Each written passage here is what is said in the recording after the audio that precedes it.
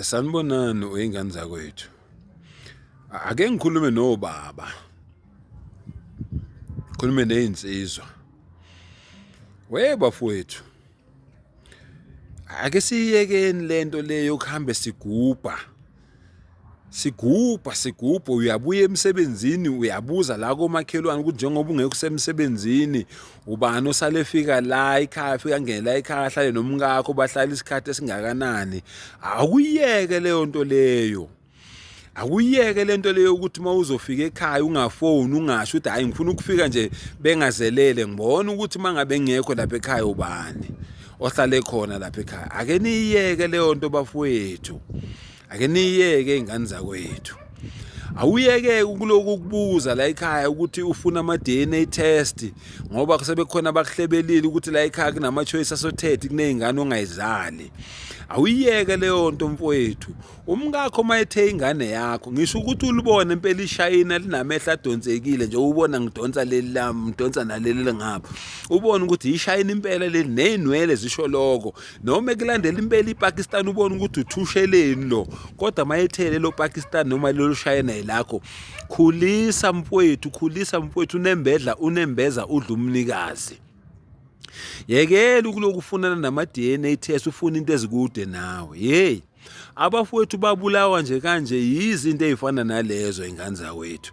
Ngempela uyokubona kwabona uSawule eDamaseko. Uyokubona kwakhweza ikade emthini. Uyongikhumbula ngelilanga ukuthi sasho lesasiphukuphuku sakwambatha sathi angiyeke ukuloku ngifunana nezinto ezikude nami. Bosisi yekelani ukuloku nibheke ema-cellphone wamadodeni ukuthi amadodeni akhuluma nobani kuphi ngobani isikhathi banobudlelwano obunjani noma abanabudlelwano. Bobaba yekela ukuthatha ifoni kaNkosikazi loku-scrutinize lokubheka ukuthi ukhuluma nobani uchata nobani ko WhatsApp no Facebook no Instagram ngoba ngempela uyokubona kwabona uSawule eDamaseko. Ngisaphinda futhi uyokubona kwakhweza ikade emthini. Ake nilaleleke izingane zakwethu. Akuqali ngathi ukukhulisa imidlezane. Izwa ngithi imidlezane amavezandlebe. Akuqali ngathi ukukhulisa imilanjwana. Akuqali ngathi ukukhulisa amalongo amanzi izingane zakwethu. Kudala omkhulu nokhokho bekwenza lokho. Kodwa babephila uqhubeke umuzi uvuthwe uye phambili. Yekelani ukufunana nezinto ezikude nani. Ngoba nizoqakeka egcineni mangabe senitholile. Abafazi bawonibulela ngempela. Mayesebonile ukuthi nje wena njengoba usutholile usuzomlahlekisela khona ngokungekho noma usufuna ukumdivorce uyokubulela ngempela. Nawe mama yekela ukuloku ukhipha izimfihlo oloku uyifihlile bese uthi uzotshela ubaba wasekhaya ngoba ufuna ukuthembeka. Indoda yokubulela ngempela ulahlekelwe yikho konke onako ufushiya abantu abakho baba uyofushiya izingane zakho ngalento yokuloku ugubhu ungazi ukuthi ugubhela nini. Hayi bengisikela ijikayo nje izingane zakwethu ngoba ngiyabona mina kuyonakala.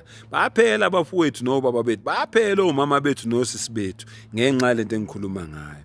Hayi qeda mbatha kuyoze kuthiwe uthe wa akhiru dawana alhamdulillahi rabbil alamin.